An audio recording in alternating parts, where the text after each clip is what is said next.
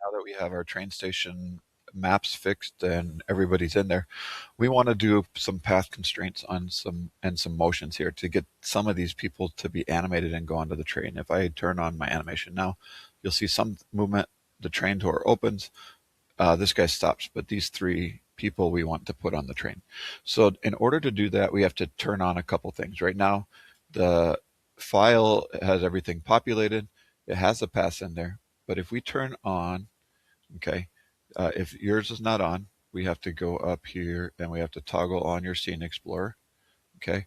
And in the list here, in the sort by layer, we're going to turn on the path layer. Okay. That will show the paths. There's a camera back here. We'll turn that on too. That doesn't show up under a layer. That is actually in the hierarchy. We can search for camera. It's towards the top of the list, and it's going to be camera 001. You can see that's also turned off here for view. That shows the camera. All right, next thing we want to do, we're going to do this 3 times with the people. We're going to select a person. Okay, I can start here, and then we're going to go to our motion tab for animating. What we want to do, if you don't see the wide angle, the motion tab, you can pull this over, and then you can see everything at once. That's kind of a handy way to do it.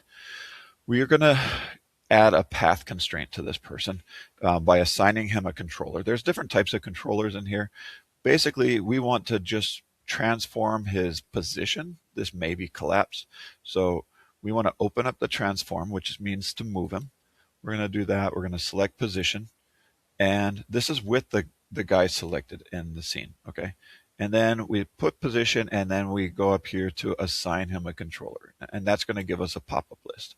In this pop-up list, we're going to grab position. We want to do path constraint.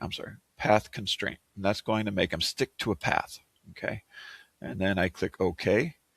And he has that assigned to him, but we haven't actually added what path we're going to do. So under here now, it changed our menu.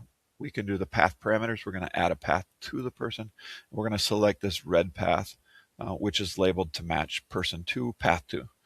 I click on the red path, and it shows that because my timeline is farther forward, he's animated to the path now.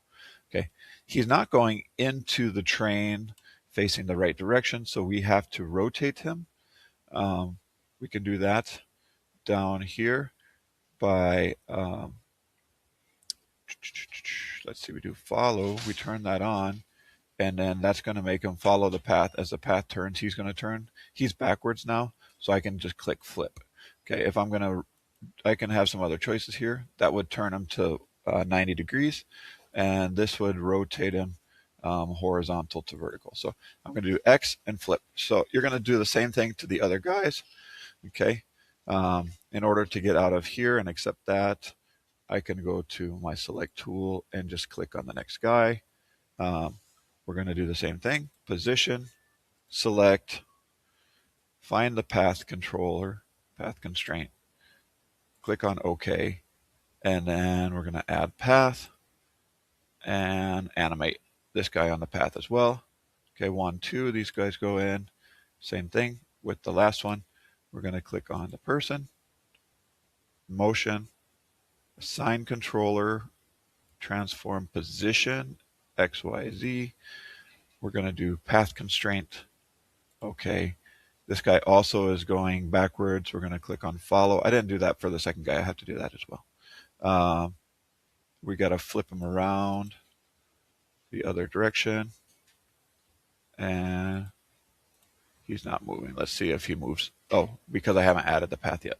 Add the path. Then we can, he didn't have to flip. All right. So the last thing you're going to have to worry about then is the timing a little bit. See how this one, they're kind of overlapping. We need to adjust our keys for this third guy then. While he's selected, you can see the start key is here and the end key is here. So I'm just going to slide these down a few, maybe 10 and 10, and we'll see how that works. So he's going to wait a few more frames. Okay.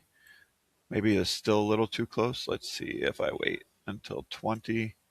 That will adjust it. And all right, so there we go. Thanks for joining me today, and we will see you